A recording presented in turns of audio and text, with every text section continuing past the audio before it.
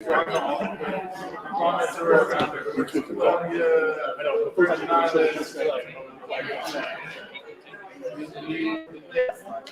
need your camera, your computer, kind of you have to use your computer's camera. So go ahead into the studio. Hit allow, hit the neck on the elbow box that says allow. Because it wants permission to use your camera.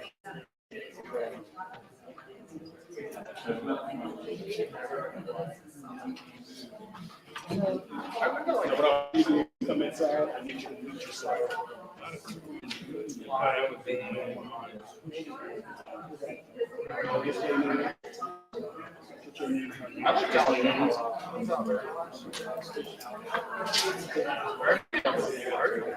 I need one scorecard on both sides.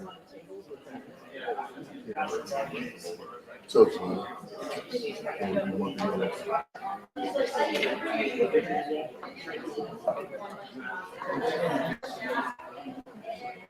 does everybody have a scorecard? No, like they're gonna make an announcement. Can you hand them out? I don't want people getting up. Can we just go hand them out to everybody with the pen if they need it?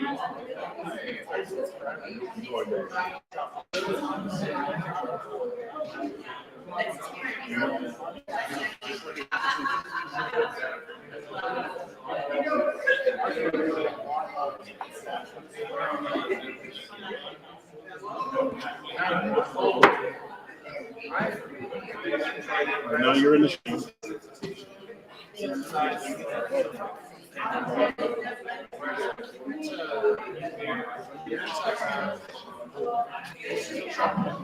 Good evening, everyone. Good evening. If I have your attention, please.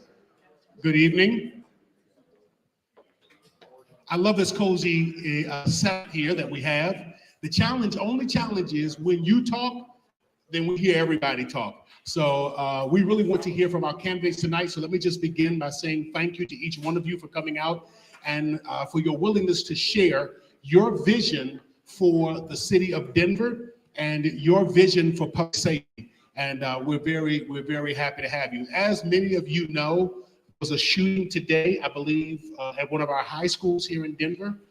And I think that the conversation that we're having tonight is so important as we think about how do we approach public safety in the reality that there are shootings, that is violence in the light of homeless, of our unhoused citizens, the housing crisis, and all of those other things that are plaguing our city at this time.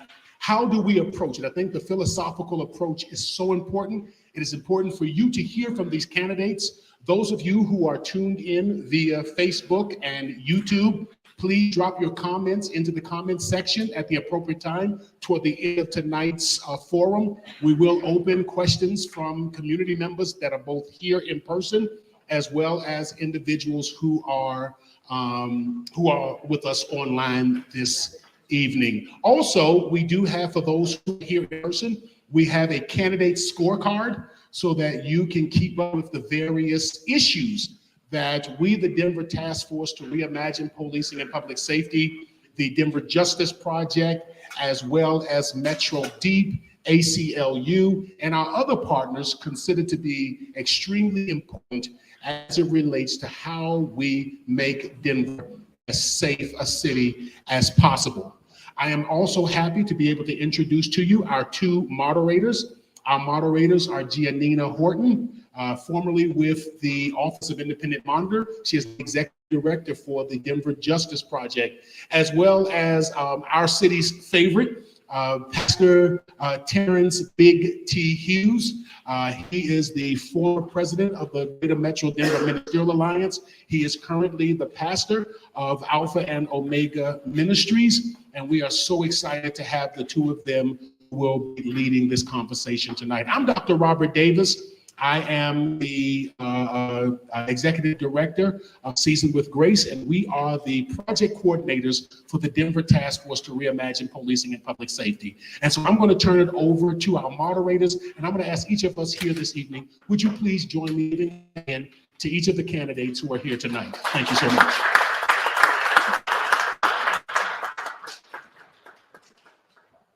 thank you all for joining us today. We're going to start with the land acknowledgement. Today, we gather on the unceded territory of the Arapaho, Apache, Cheyenne, Ute, and Sioux people. We are committed to uplifting community members of these nations who reside alongside us as the original stewards of the land.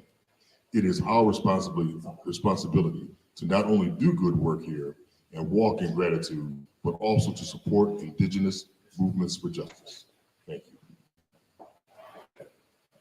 Thank you all for being here today. I'm going to go over some logistics. The first and foremost is I want to remind the candidates that this is a forum, not a debate. So please direct your answers to the moderators and the audience and speak to your experiences and your vision for the city. You'll get an opportunity for closing statements if needed for any rebuttals. And time permitting, there'll be questions from the audience. And lastly, in terms of the flow of events, you'll have a 2-minute opening statement. You'll have 1 minute to answer each question and 1 minute for your closing statement. Our next section after our 6 questions that we have for you tonight is yes or no questions on what you support or oppose. And then we will adjourn for the evening.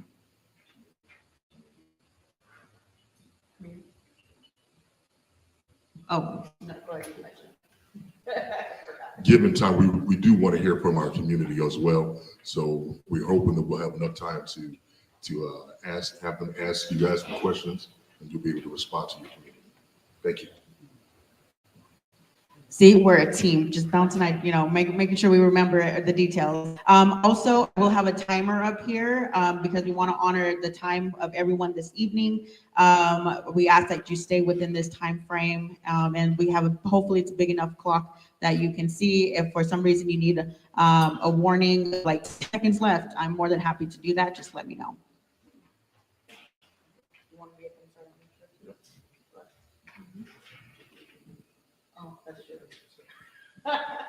All right, time to get started, everyone.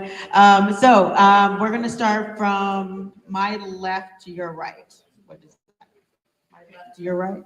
Yeah, so over there, yes. So thank you, yes. Please pass the microphone, and you have 2 minutes on the clock starting right now. All right. Well, a very good evening, everyone. I'm State Senator Chris Hanson, and I'm really pleased to be joining you for this important conversation tonight, particularly in the wake of what we experienced together, especially the students at East High School. This is a subject that unfortunately we have been involved in all too recently, just a few weeks ago with Luis Garcia. And, tonight, I guess I'm reminded in my opening statement, I just feel like this is the most important part of what we've all experienced today because of the ongoing trauma we've got in the city around gun violence, and fits, of course, in the topic that we've gathered here tonight to discuss.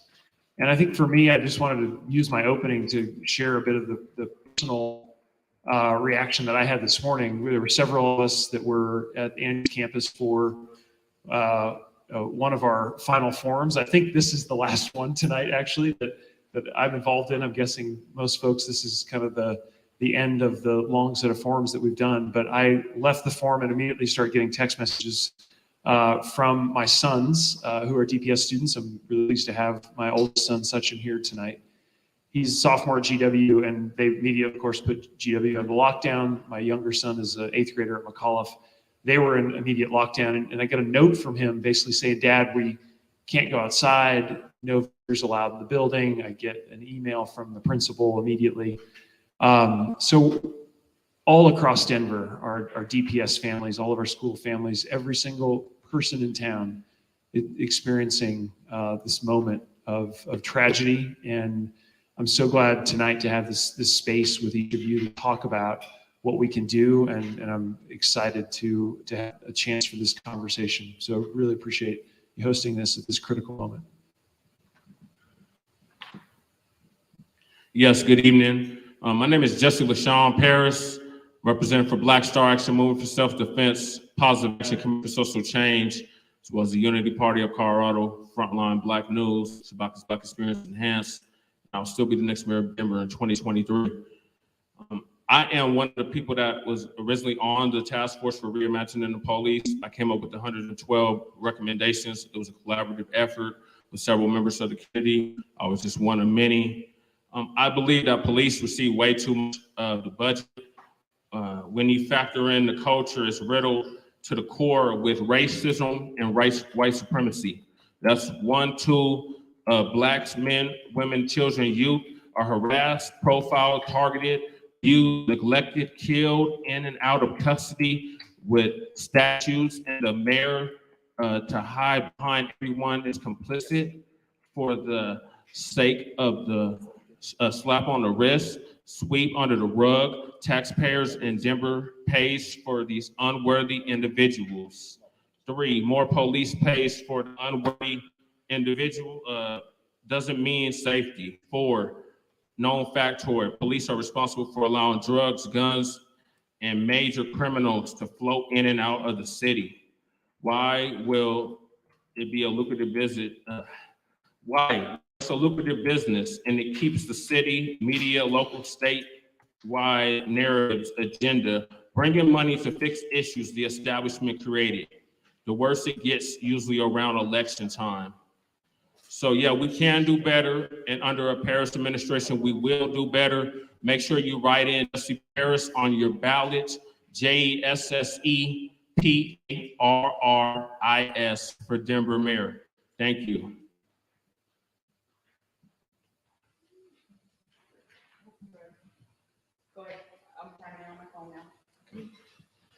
Hi, everyone. It's great to be here. I just want to echo Chris's comments about East High School.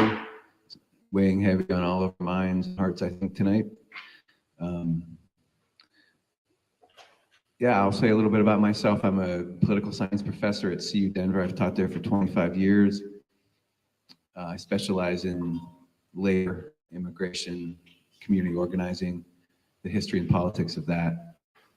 But much more than that, I'm an outsider. I've never run for office. I'm running a grassroots campaign run by students. And I'm also founder of the Romero Theater Troupe, which is a all-volunteer community theater here in Denver that puts stories on stage, such as we'll be talking about tonight. It's an important tool for education in our community, and the Romero Troupe is in its 19th year. So we've been doing that work for a long, long time. 600 plus people have come through the troupe in those years. I'm also a former college wrestler, a Gardner, and a father, and someone who believes deeply in addressing wealth disparity in our society. And when I'm elected mayor, that's the primary focus. I think every issue we discuss, including tonight, is about economic inequality. I'm thrilled to be here, and I'm glad to be invited. Thanks. Thank you.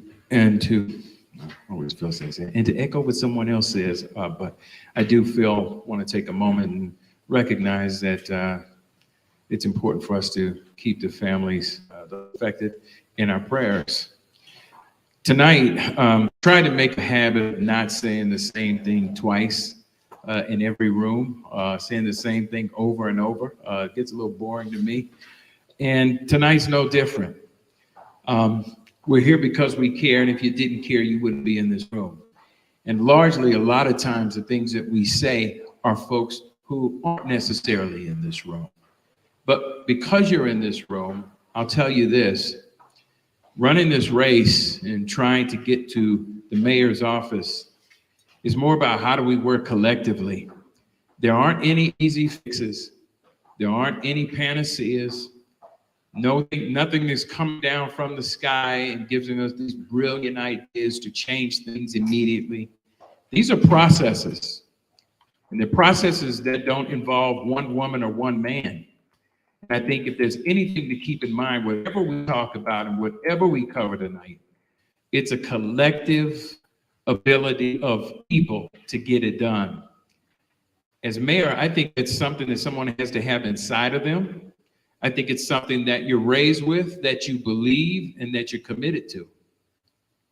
How do we make things safer? How do we restore trust? How do we balance law and order with the ability to still allow people to feel freedom? These are all difficult, multifaceted problems. One thing that I have not done throughout this race is promise things that will be an overnight fix. I will tell you this. One thing that I'm committed to, and one thing that we should all be committed to in this room, and that's to making this city a better place. I believe it can happen, and thank you for having me tonight. Last opening statement. Thank you for starting with recognizing the Apache. I'm Hickory Apache. I really welcome that. So my name is Ian Thomas Tafoya. I was born and raised here in Denver. I'm a fourth generation Denverite. I've worked with 3 branches of local government. I've worked on dozens of ballot issues, been a neighborhood president, and currently I run a statewide nonprofit that works on public health, civics education, and financial literacy. It's called Green Latinos. We take on the worst players about how we're going to tackle climate change. But I wanted to take my time today just to tell you a little bit about what it was like to grow up in West Denver, move to East Denver, and the work that I've done around public safety. When I was 12 years old was the first time I saw my mother's boyfriend beat by the police. I went to jail for the very first time in my life, and I didn't recognize his face, and he was wearing glasses for the first time. They gave him glasses in there. When I was 14 years old, the officers pulled guns on me in my alley, misidentifying me for adult. There was no justice at the end of that. Before I was the age of 21, I probably had been pulled over more than 30 times. Yeah, I drove a red car and I lived in the East Side, but I wasn't guilty of anything. I went on to work for the public defender because I recognized what it meant to have justice in my communities. I fought for the public against the camping ban. I was on the first task force for STAR. They even designed the logo. And I've worked for harm reduction with Headwaters Protectors to help them housed. I told you I've worked on ballot issues in the past, and one of them, right before COVID, we only were able to collect for 90 days, but it was to ban facial recognition by the police. Why? Because I know that disproportionately impacts Black people and people of color in our communities.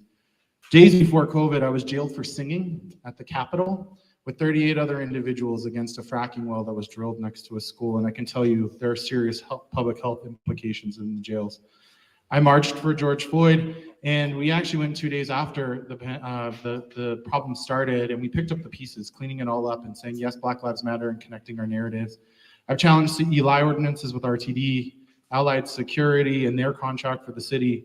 And lastly, I chaired the Colorado Latino Forum, which helped steward the process for reimagining public safety. Thank you. I want to talk a little bit more about the tragedy that just happened at East High School.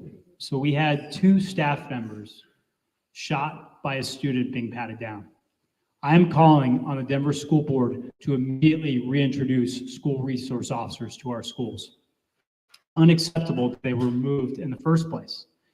And if our school board is unwilling to do that, I will reintroduce school resource officers or police officers to the closest legal space I can to our high schools. It's what we can do to keep our kids safe in the city of Denver. I'm calling on the candidates up here and the other candidates who are running for mayor to join me in pledging to reintroduce school resource officers. Joining me in pledging to report to the police when a weapon is confiscated at a school, to join in pledging to notify parents when there's a violent incident at school. Because we've had candidates for running for mayor, and Leslie Herod isn't able to join us today, which is too bad, who have said that school resource officers are not the solution. And I hope that the tragedy that we just saw in East High School causes them to reflect that opinion and change their mind. I'm a father to 2 little girls, so this is an issue that matters very deeply to me. I've been clear from the beginning of this race that I think adding Florida police officers will make our community safer. I think enforcing our camping ban to get the homeless and the mental health and drug addiction services they need will make our city safer. So I'm asking for your vote. I'm asking for the chance to fight for Denver's future as a veteran, as a small business owner, and as a father. Thank you. As we get ready to start the questions, I'm going to encourage you to state your name as you open up, because some of you, as you started, you just ran right in and people don't know who you are. Although you've been on this campaign trail for a while, they may need to be refreshed on who you are, okay? Thank you. Are we going this way to this way? Or We're going to go right there with you. We'll start with you.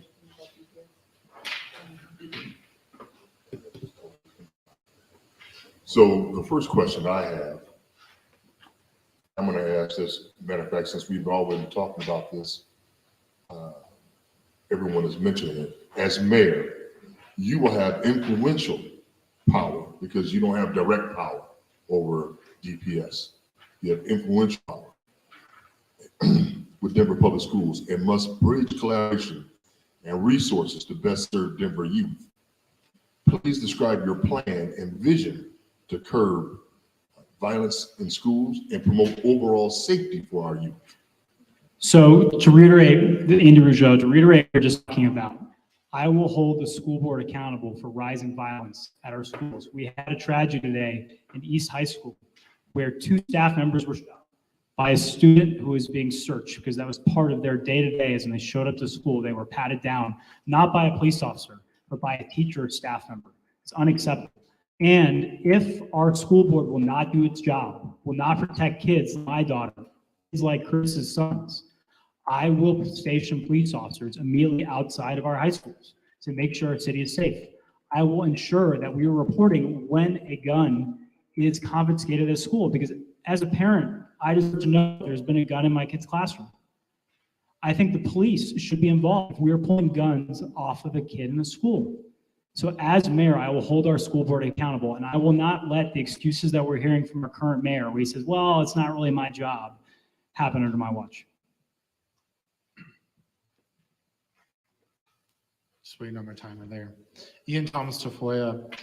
You know, the summer violence, or what people called the summer of violence, took place in 1992. And there was a group called the Pendulum Project that went back and took a look at the traumatic impacts of charging these youth as an adult had on their families, on them, and the rest of their lives. I think we need to do everything we can to help support youth and divert them from getting felonies that lead them down the wrong path of no housing and so much more.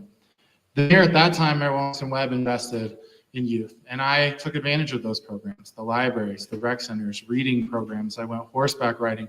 My first job was at the Museum of Nature and Science. I was given opportunity and coaching, and economic opportunity so important. I will invest in the Mayor's Office of Children Affairs and continue to build a partnership with the Denver Public Schools. We must share in educating opportunities, ensuring our kids have healthy food for healthy schools, safe routes to schools, and so much more. The root of this is poverty and opportunity. We can provide opportunity to our youth in Denver. Right. Al Gardner. In my day job, which this is my day job now, but in my day job, I talk to executives all around the country about trauma-based and trauma-informed decision-making.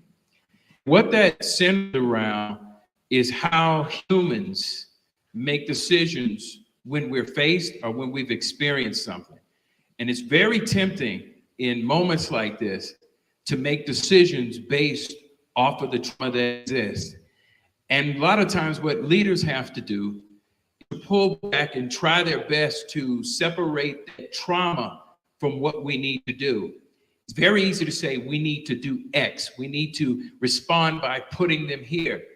I say what we need to do is find out and establish, after the trauma, we've dealt with the trauma, how best do we deal with safety in schools? I think it's best to work with DPS and allow them the opportunity to do what's best in each school.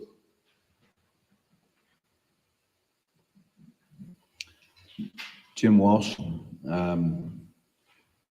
Yeah, this is not a simple question. This gets to the heart of so many issues. I think gun availability is a huge part of this. There are more guns in this country than there are people. And so until that's addressed, this is going to be a recurring theme, I believe. And that can be addressed in a variety of ways. Buybacks, background checks, the ghost gun issue, and on and on and on. And you all know the politics of that. So, but to me, that's the beginning. The beginning has to be addressing how available and how easy it is to get firearms in this country. We have concealed carry on campus, and that's always been concerning to me as a faculty member. So I would start there. Jesse Paris, we're not going to legislate our way out of this. What we need to do, and what I would like to see, is I would like to see something different from the police. Police is not the answer to this.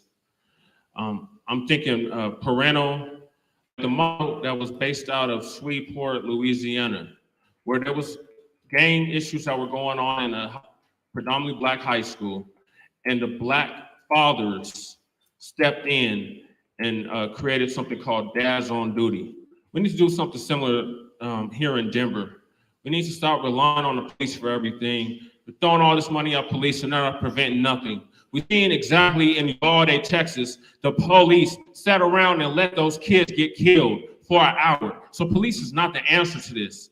What the answer to it is community involvement and parents being involved in their children's lives. Stop trying to put on the politicians and the legislators to solve our community issues.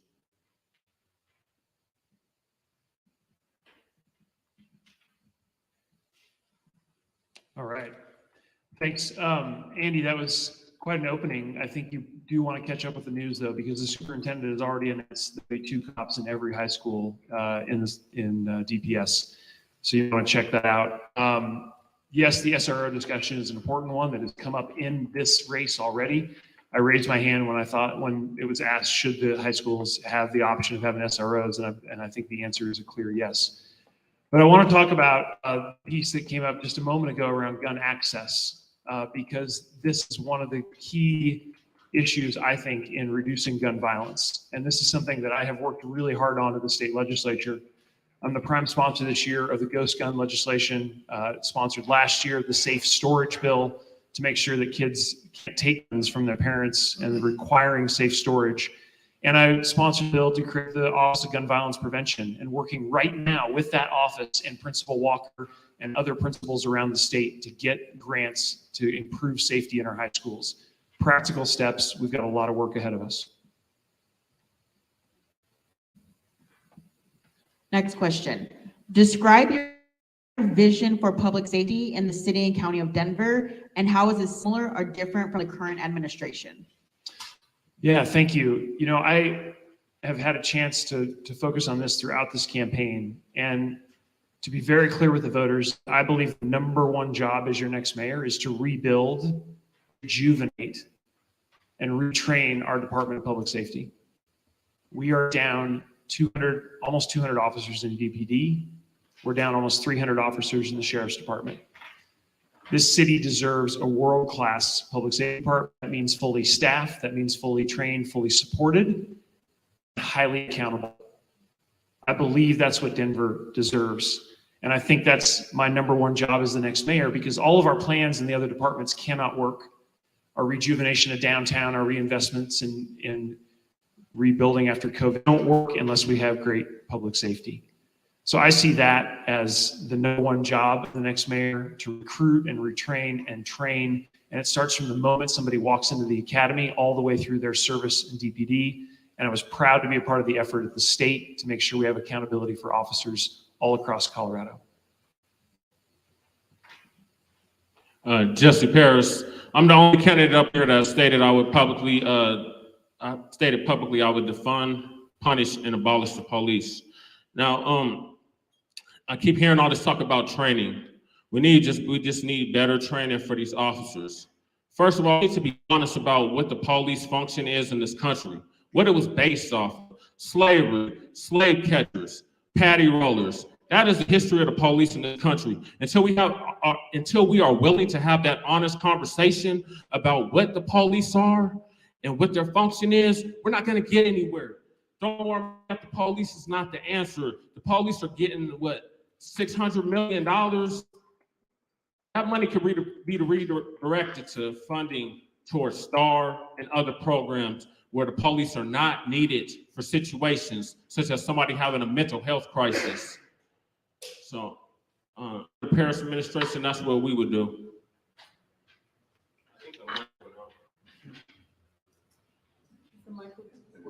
Testing. Can you hear me? It's still working. Something feels upside down about this to me. We've been asked in so many forums, how many police do we need? How many police? How many police? We've never been asked how many incarcerated. How many people are behind bars? Why aren't we asked that question? So I think that's the question we need to be talking about, is the other side of the bars. You know, we need to get to the other side of the bars, friends, and that's vital. That's important. Like what I read in the report the task force put together, safety of law enforcement.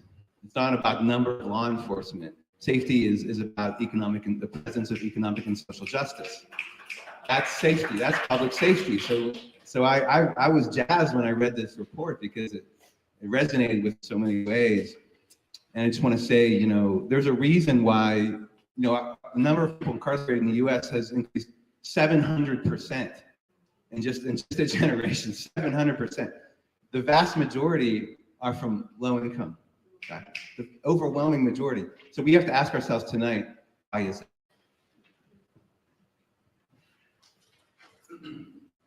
I believe that the current administration often takes a hands-off approach and is often reactive.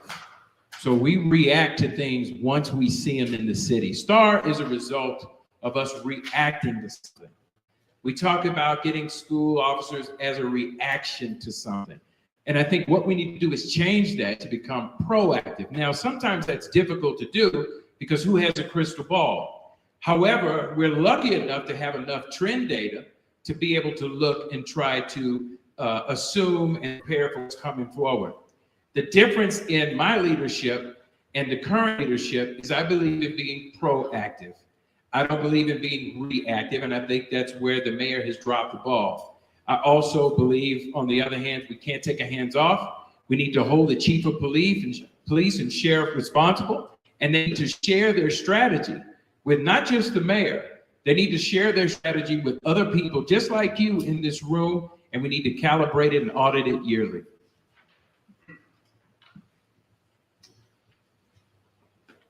So public safety, there are people in our communities it's not even safe to breathe there.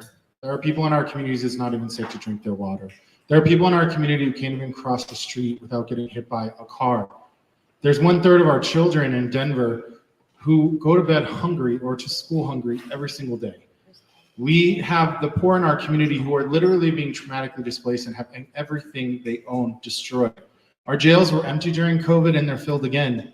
These are not solutions that I want to continue with. In the response after a time in which our communities came together to say, yes, there was a better way. I do know we need to improve community engagement. I led the state's Environmental Justice Action Task Force, which has laid out a new vision for community engagement and different policy for more than a dozen state agencies. But most of all, I want to be clear. The manager of safety under this last mayor walked away from this process. I would only welcome you in.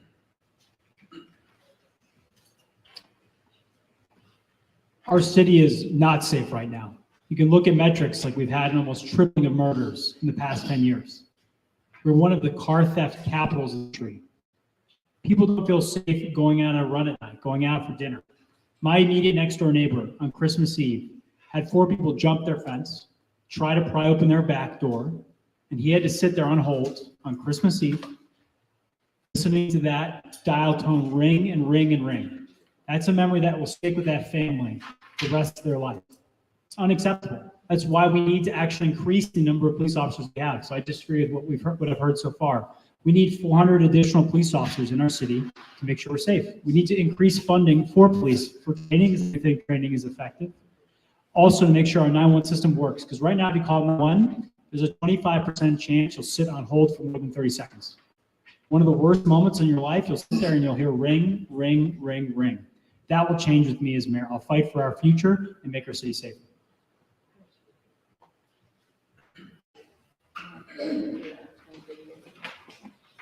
All right, second question. The community has pushed to strengthen the office of the independent monitor over the last several years. How will you as mayor ensure that the police and sheriff's departments will work with the OIM fully? And would you expand this office? And if so, how? So as mayor, you need to be accountable. You are the one who is accountable to voters. You're the chief executive officer of the city. I have a history of being accountable. I was accountable as an Army officer. I was deployed to Afghanistan. We were protecting Kabul, the capital, from large suicide bomb attacks when I was attached to the Rangers. That was a mission where there wasn't the chance just to tap dance around an issue, to release a talking point and say, we got it solved. I was accountable as a small business owner. We had to make our payroll every 2 weeks. We had to go through COVID, a time when we were unsure if the business would still survive and continue to march on. So Denver deserves a mayor who does better, because our current mayor did this. He'll point his finger in every direction but at himself. So our mayor has to be someone who doesn't make excuses. Doesn't say, well, the issue is the state legislator. Well, the issue is the council. Well, the issue is my chief. And it's actually the mayor's job to make sure we have a safe city, we have an accountable police, make sure we're getting our proper funding that we need for our police, for them to do their job. And I want to make sure you guys heard the question properly for you who are going to answer. Well, the question was, the community has pushed to strengthen the office of the independent monitor. How will you ensure your police and sheriff's department will work with the office of independent monitor? Ask the question fully. Ask the question. And then would you expand this office? And if so, how? Thank you. I appreciate this question. I remember the day that Nick Mitchell started. I was working for Denver City Council at the time. And I built a relationship with Nick Mitchell because the experience that I was telling you about in my opening remarks, where I saw violence in the community that was met with any sort of justice or community connection, or in my case, I would have loved it if they would have stopped and talked to my mother instead of getting in their car and driving away. I think that it's really important for the manager of safety and the mayor to all be working collaboratively to say, yes, to collaboratively collaborate with the independent monitor. Yes, we need to be writing a budget that allows them to increase the resources they have for community engagement, for the investigators themselves. I know that the city council could provide subpoena power to them, and I think that's really important. I know the community's been asking for it to be independent of the mayor's office. I know there are a lot of recommendations that directly relate to this, and I do believe that a robust independent monitor is critically important, and that's why I've continued to have a relationship with that office. In working with the Independent Monitor's Office for 4 years and being the chairperson of the Citizens Oversight Board, it gave me a lot of insight as to how it operates. And I will honestly say that there isn't a problem with the chief of police and the sheriff coming and listening. The issue has always been the power of the Independent Monitor. Just as Ian just mentioned, the subpoena power is one thing. Another thing that we would always run into is the timely availability and doability for evidence and access to that evidence. And as the mayor, one thing that I would push and try to work alongside the independent monitor is making that evidence, S.com actually is the name of the software, more accountable and readily available to the independent monitor so they can come to conclusions quicker, as well as enforcing that subpoena power or working toward them having subpoena power to put teeth behind their recommendations. Well, I'll just echo what's being said. I agree that OIM needs subpoena power and needs to be funded fully. It needs to be stronger. One of the conversations that I know some of the folks involved in this have been having is the idea of DA accountability and what that looks like, and if that's is there a model anywhere else in the nation that we might follow.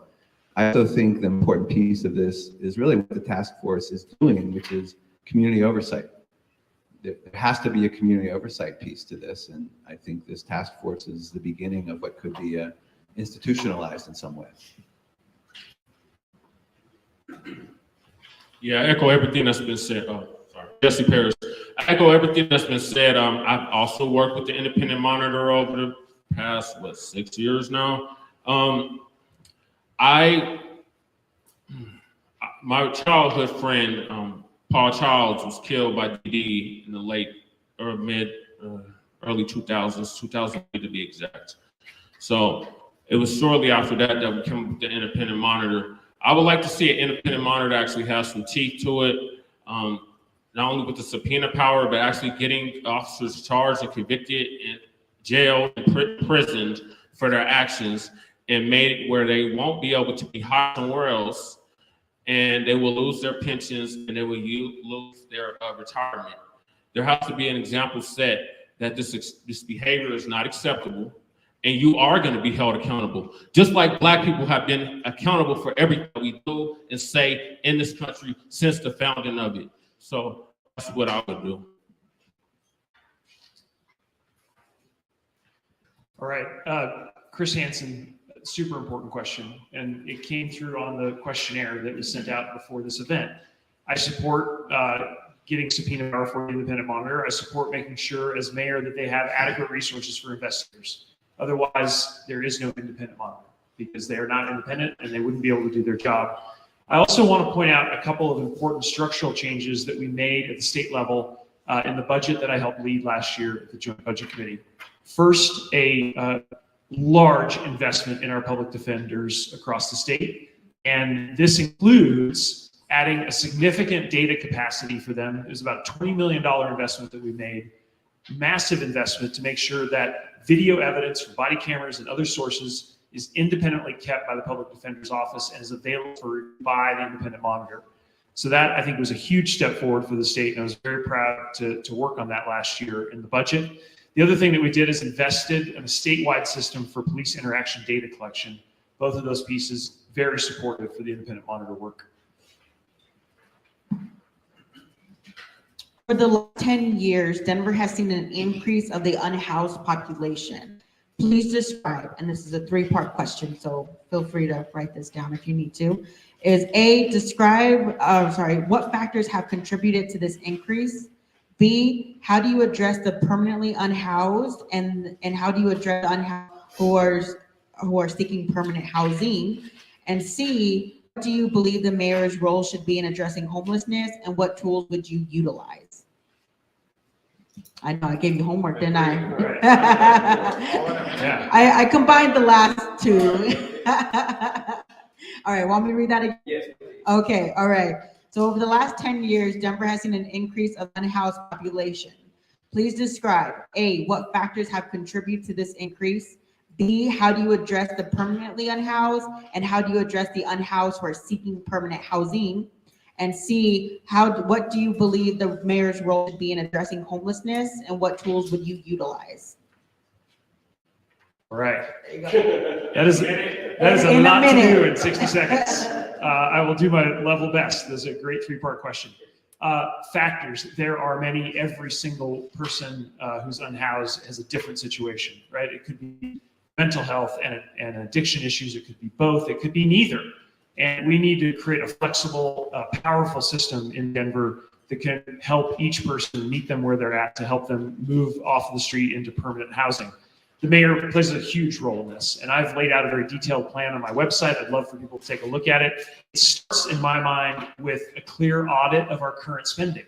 We're going to spend $250 million this year on various types of services. We're seeing very little long-term result. Much of that spending is for short-term measures that are not helping people get stabilized and getting them the services they need, meeting them where they're at.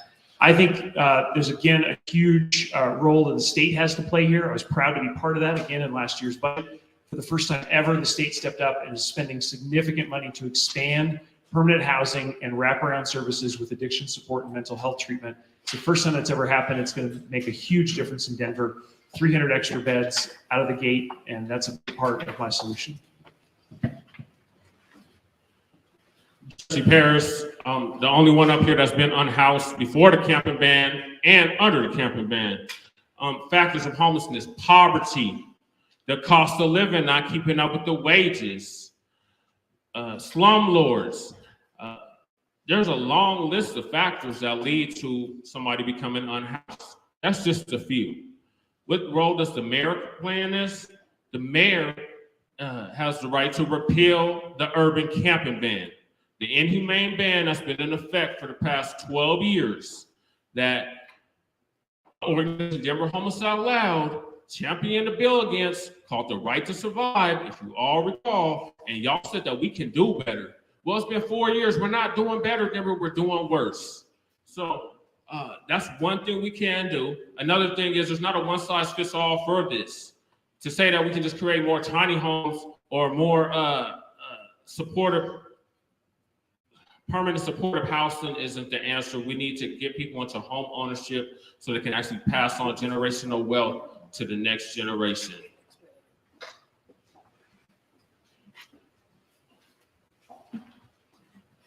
Jim Walsh.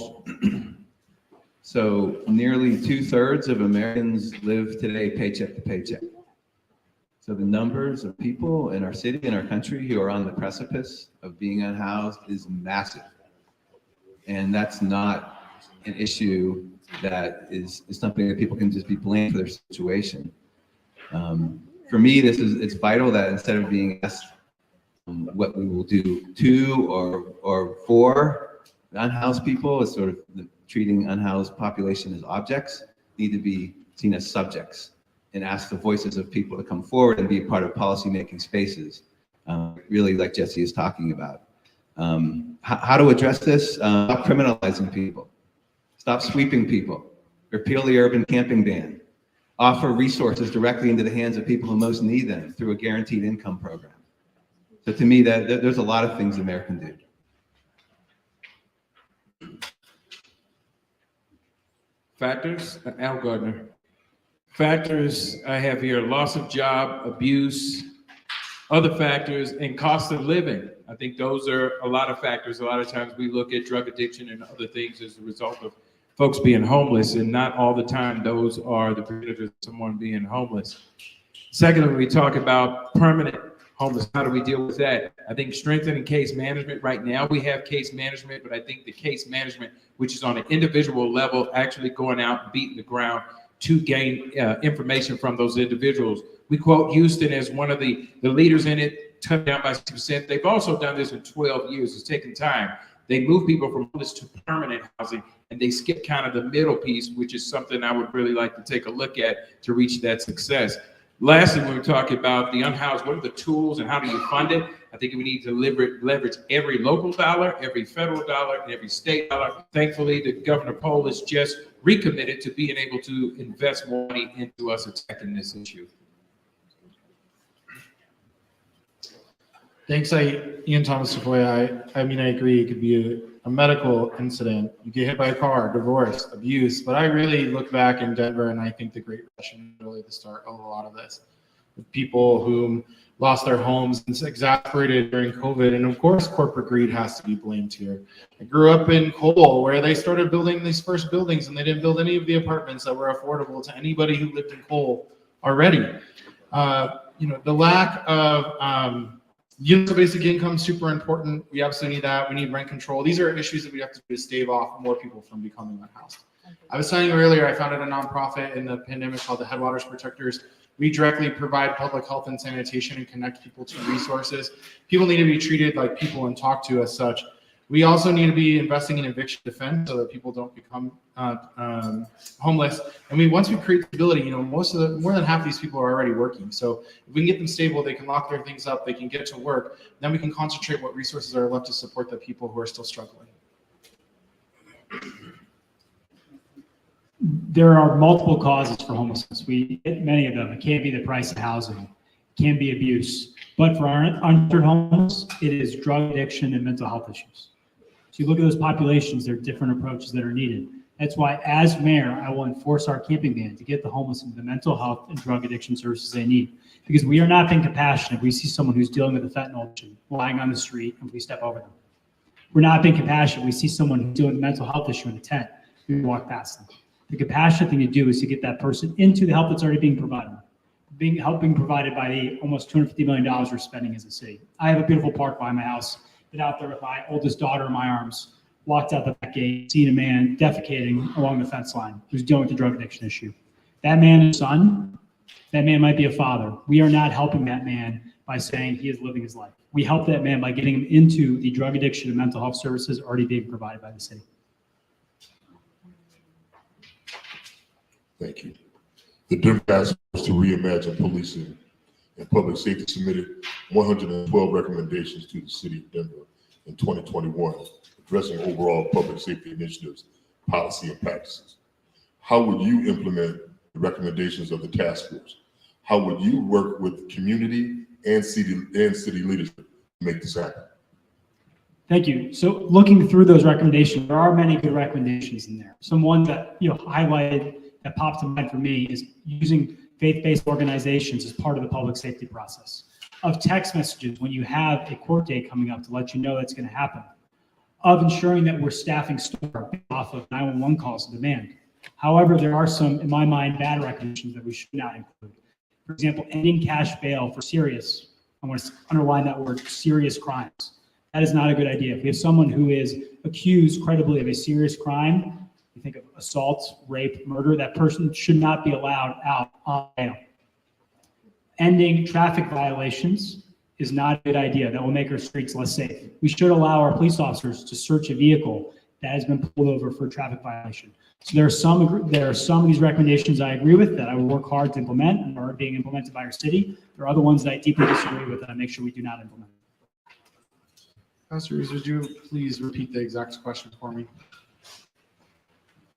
The Denver Task Force to Reimagine Policing and Public Safety submitted 112 recommendations to the city of Denver in 2021, addressing overall public safety initiatives and policy and practices. How would you implement the recommendations of the task force? And how would you work with community, city leadership to make this happen? Thank you. I really appreciate this question. I think from day one, and in the first 90 days, we have to be bringing in all the people who've been doing this work to say, what should we take on first? Though I do believe number one is something we can start to implement immediately, which is working towards creating a community-based organization that we can funnel and put money into for community policing. I think we can immediately start taking action when we hire individuals to talk about data, training, community engagement. I do really like the participatory budgeting, number 23, because we do need community making decisions. It shouldn't just be about whether we build sidewalks or where we put a park. We need your voice at the table. You know, community engagement, if we can invest in community engagement budgets for all the safety entities, then I think we're gonna have better outcomes from the policies that are brought to my desk, that are brought to the city council's committees and for vote. And so I think I have a long track record. I hope if you have the time to look me up, tafoya.com, of really listening and working with communities to get to the best solutions. Now, Gardner, I'm going to answer this in 4 bullet points. The first thing is systemically. So we have to balance a lot of the recommendations with resources that are available to implement those recommendations. So we have to make sure those things are in parity. The second thing is thoughtfully, because a lot of times we're talking about cultural change. We're talking about change within departments. We're talking about a cultural fundamental change in leadership in public safety. Third is innovation. How do we utilize innovation, technology better to implement some of the things? Where can we not have to use people in order to achieve these? When we talk about paying tickets and other things, how can we utilize our cell phones and other applications that we can use to bypass the officer interaction? And the last one is investment. Where do we look at, where can we cut, where do we need to increase? But I think those things, systemically, thoughtfully, using innovation, and where do we put our investment? Jim Walsh, I was really, as I said, enthused about the report. Some of the pieces I wrote down, addressing socioeconomic need, that's huge. That has to be first in my view. Minimizing interactions with the police. That means STAR and expanding that into many other areas and avenues, reimagining who gets sent to where and why, and what their expertise is and what their training is. Supporting successful community reentry. So mass incarceration has led to this enormous population of people coming out of prison, and reentry is, the numbers who go back in are quite high. People have a felony on their record, they can't vote. That's a form of voter suppression. Think about that, the racism behind those laws, everyone. If you look at the disparities there. But more than that, everyone, refocusing from looking at crime as an issue of the poor to looking at crime from above. What about people who get away with wage theft? That's a crime. What about people who pay starvation wages to their employees? That's a crime. Jesse Paris, one of the people that helped draft these 112 recommendations, so I'm actually kind of appalled to hear that there's any bad recommendations that were listed. Yes, I agree with my first 3 people that's before me. We can implement these recommendations by actually, having the will to do this. I mean, it's one thing, I presented these along with the other members of the task force a year after George Floyd was killed on the steps of the city and county building. Recommendation number 2, strategy 2. I would actually, I'm the only one up here that's publicly stated this. I would actually put an office in the city jail and make sure that the people that are in the county aren't being mistreated, and make sure that their belongings aren't being taken. I mean, we can do better. We just need somebody in office that's going to actually implement these recommendations and not just talk about it. All right. There are 112. I want to point out 4, and I think they're super important as we make progress in Denver. Number 56 is on facial recognition. This is a bill that I helped craft, worked with Senator Buckner in the Senate, and passed last year, got the governor's signature to put a pause on the public use of facial recognition. Schools, law enforcement agencies, et cetera, with a huge number of false positives, especially for Black and brown citizens. It's causing lots of problems. I put an end and a pause to that in the state to make sure we are taking the time to use it carefully and correctly in the public sector. Number 57, body cameras, talked about that. Huge state funding to make sure that's happening all over the state. 65 is the ban the box legislation, was one of the co-sponsors of that in the Senate. And finally, recommendation number 58, I mentioned the biggest investment the state has ever made in public defenders. $25 million plus. It's going to make a huge difference in improving our criminal justice system.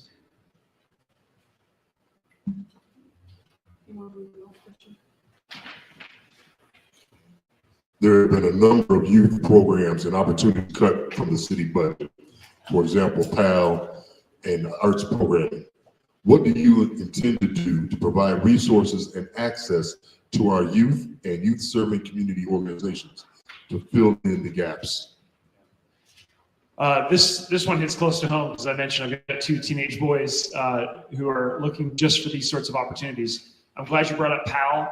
I've experienced that in other cities. It works extremely well. I'd love to see Denver bring that back, and we want to work closely with the high schools and junior high to see if we can get that up and going again, because it's a great opportunity. I think there's also a huge amount of cooperation available between the city and the school board if we can get this right. It's one of the reasons that I suggested and have recommended that the mayor be able to appoint 1 non-voting member to the school board, because we've got a lot of coordination failures. We also have huge opportunities for cooperation.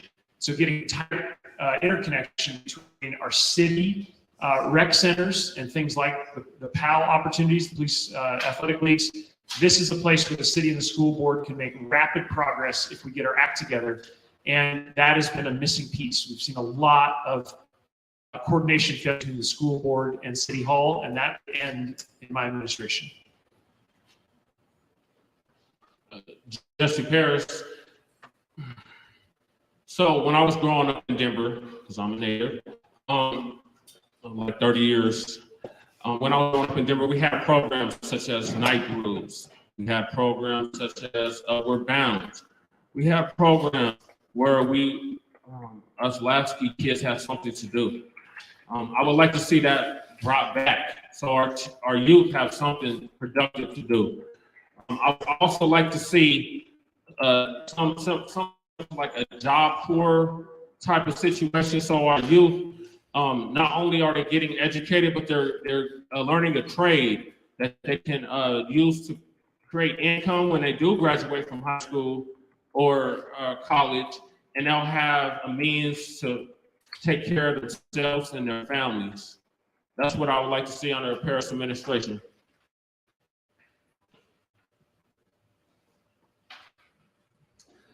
Jim Walsh, being out canvassing for all these months, people come up to me with sometimes issues I have no idea what to say about, like Canadian geese, things like that. But one man approached me when I was just getting signatures to get on the ballot. And he was in my face passionately about youth sports and the funding of youth sports teams. And that resonated with me because I grew up in a steel town in Western Pennsylvania. It's a big working class Irish Catholic family, and I got out of there through the sport of wrestling. I'm a big fan of that. I think that needs to be expanded and supported. But I want to say one more thing about this. Guaranteed income or universal basic income, the benefit of this is not necessarily just wages and just giving people resources. The benefit, how many of you know someone or yourselves that have to work 2 or 3 jobs? The benefit of guaranteed income is parents being available to be with their children and spend time with their kids So that's why I'm pushing this new one. This isn't just about resources. This is about the human right to be with one's children and not have to work 80 hours a day.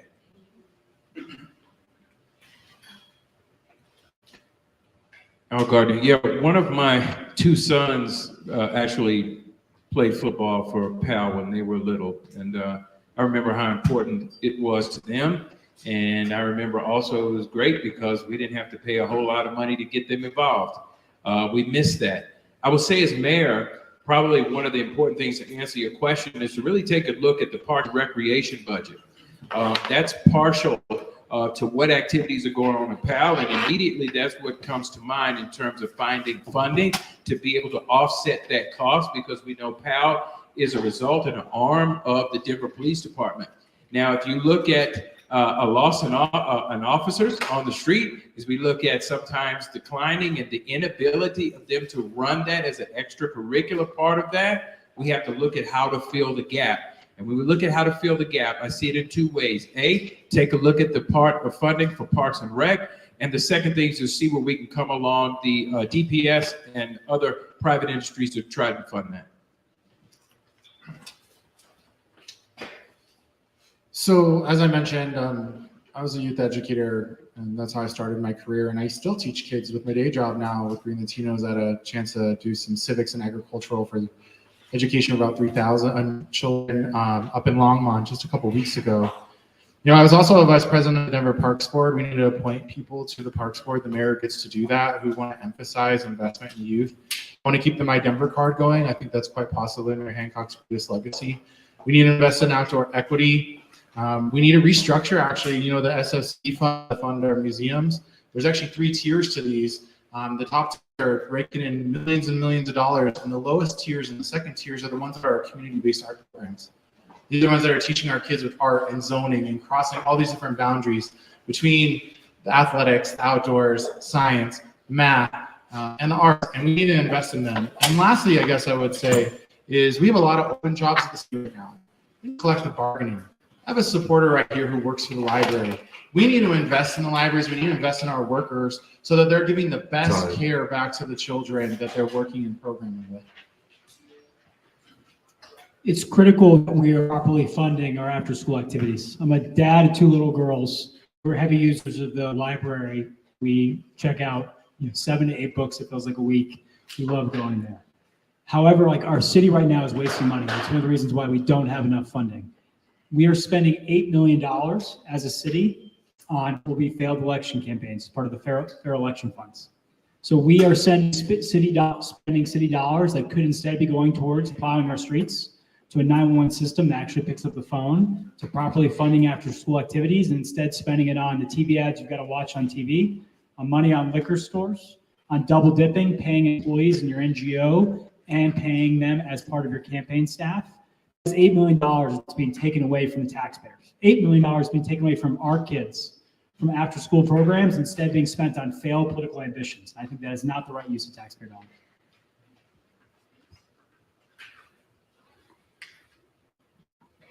Thank you all for answering these several questions. The next 10 are a simple yes and no. We don't have time for you to follow up and to elaborate. And so it's going to be a quick rapid round. So be careful as you share the mic. Oh, that's it. Do that. Yeah, that definitely will be quicker. Yes, I love it. Teamwork. All right. So first question is, do you oppose homeless sweeps? Yes. Yes. Yes is raise your hand. Yes. Can you say the names of the folks who have their hands up? Yes. Yeah. Oh, gosh. Okay. Do you want to say the name? Yeah. Jesse Paris, yes. Jim Walsh, yes. Al Gardner, yes. Ian Tafoya, yes.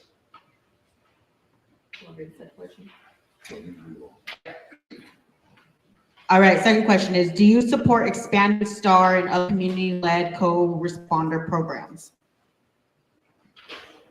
Everyone, yes.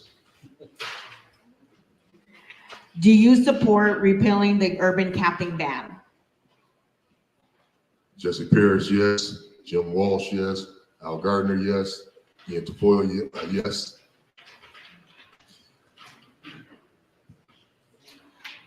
Do you support reallocating DPD, Denver Police Department funds to community-based public safety initiatives?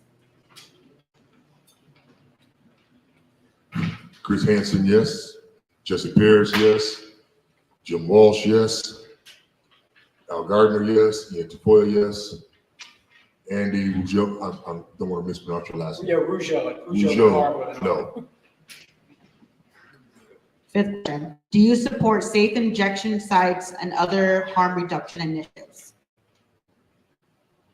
Ian Tafoya, yes. Al Gardner, no. Jim Walsh, yes. Jesse Parrish, yes. Chris Hanson, no. And Andy Rougeot, no. Do you support expanding mental health support services for youth? Everyone's a yes. Do you support establishing an Office of Neighborhood Safety with local community members? Chris Hanson, yes. Jesse Parrish, yes. Jim Walsh, yes. Al Gardner, yes. Ian Tafoya, yes. Andy Rougeot, no. Do you support expanding resources and policies to assist victims of sexual assault? For example, reducing rape kit backlog? Everyone's a yes. Do you support investing in infrastructure to promote safer travel behavior, eliminating the need for armed traffic enforcement? Everyone's a yes.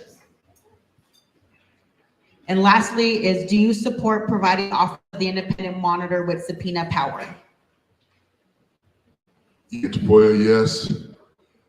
Al Gardner, yes. Jim Walsh, yes. Jesse Parrish, yes. Chris Hanson, yes. Andy Rougeot, no. Thank you all for that lightning round of questions. Next, we'll allow you 1 minute to closing statement to wrap up your thoughts before we open it up to community members. So, who went first? Oh, who spoke last time? All right, Chris Hanson, we're going to start with you.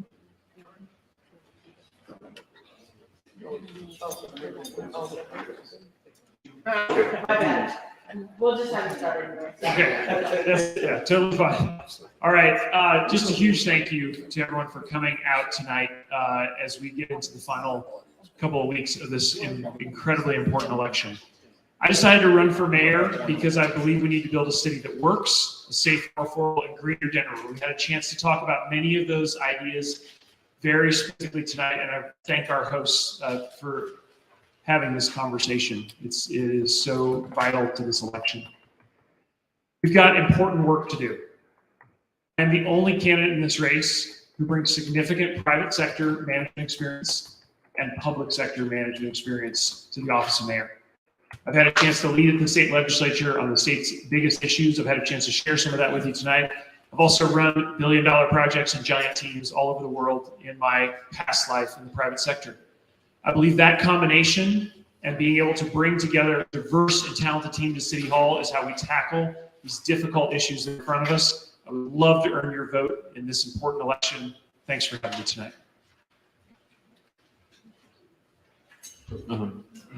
Jesse Parrish. I am the only Black first candidate up here. I believe publicly stated that at every last one of these forums that I've been allowed to participate in. Also, I'm the only one up here that's been unhoused under the camping ban, before the camping ban and after the urban camping ban, and been fighting adamantly against it since its passing in 2012. I have lived experience with all of these issues that all these candidates are talking about. And I have solutions. If you go to www.jessedenvermayor.com, you will see those solutions listed. They're being used in TV commercials by other candidates. So I know my ideas are effective because they're being stolen. So if you're tired of being maligned, neglected, gentrified, ethnically cleansed out of this city, you will support Jesse Parrish for Denver mayor. Write in JESSEPARRIS on your ballot. Thank you.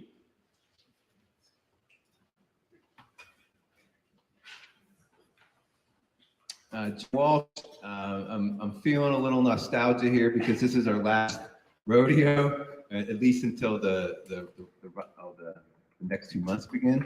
But I just want to say that as I look across this room here and I see the faces of students that have stood by me, supported me in this grassroots campaign. I'm so proud of what we've done. I'm proud to hear other candidates talking about workers' rights. I'm proud to hear wealth disparity in this election. These issues need to be front and center. They need to be centered in any way possible. Over the last 70 years, we've been lulled to sleep in this country while unions have been busted and workers have been neutered.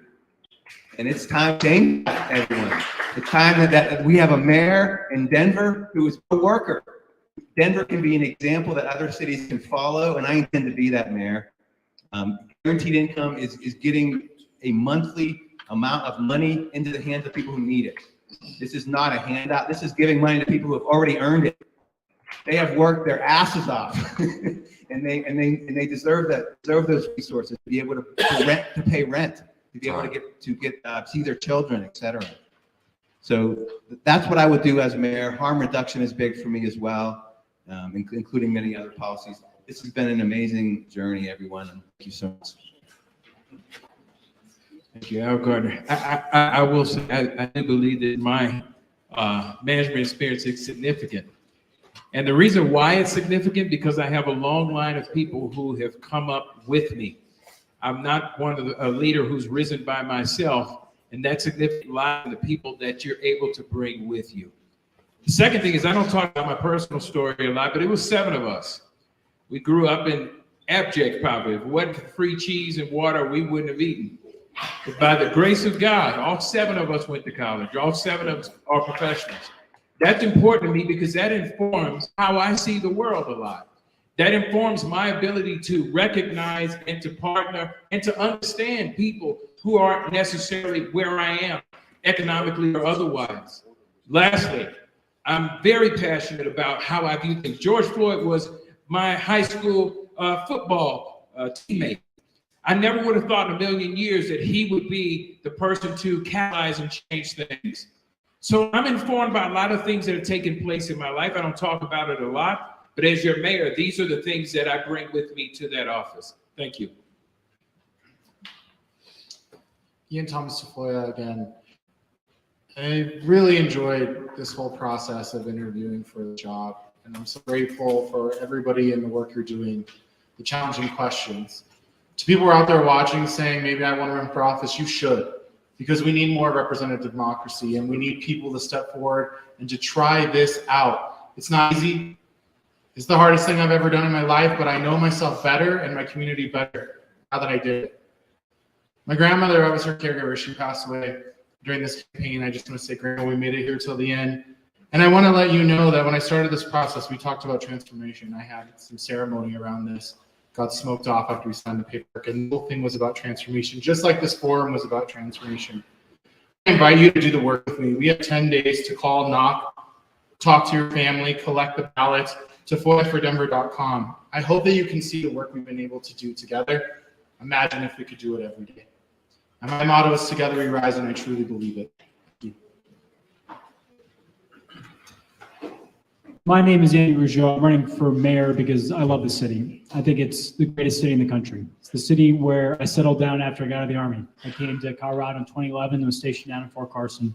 Did a deployment to Afghanistan with the Rangers and moved in with my now wife, who was then the woman I loved, but she wasn't sure about me. I started doing the commute down to Colorado Springs every day. Took over a small business, fixing gates for self-storage units, the type of business where I come home covered in grease and that same woman wouldn't want to hug until I'd taken a shower. So it's a city where I'm raising 2 little girls. So it's a city that's given me that opportunity to build a business, to raise a family, to really put down roots. And I think that opportunity it's being taken away from the next generation. It's being taken away by the failure of our mayor and the city council. Failure on rising crime, rising homelessness, rising cost of housing. That's why Denver deserves a mayor who's different from the politicians we've had. A mayor who's committed to adding corner police officers, to enforce our camping ban, to get the people into the help they need and making housing more affordable in our city. My name is Andy Rougeot, running for mayor to fight for Denver's future, and I want your vote. Thank you. You can clap. Sorry.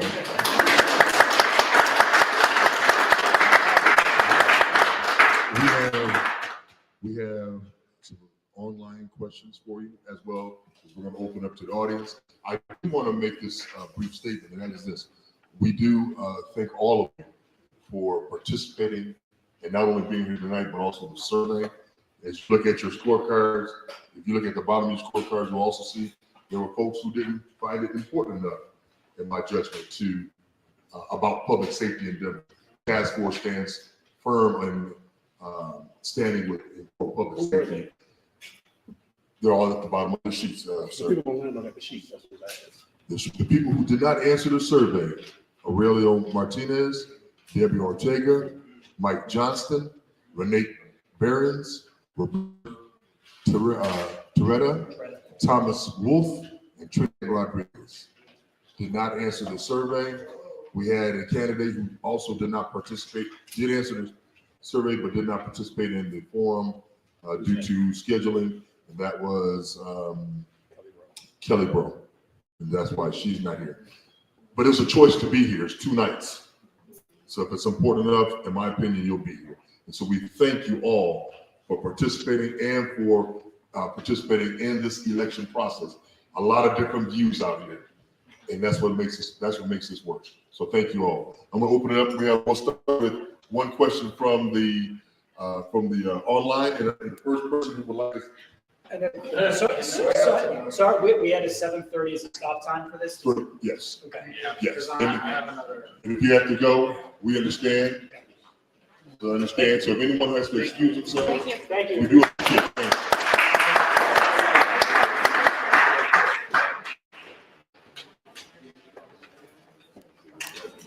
you. Do you have any questions?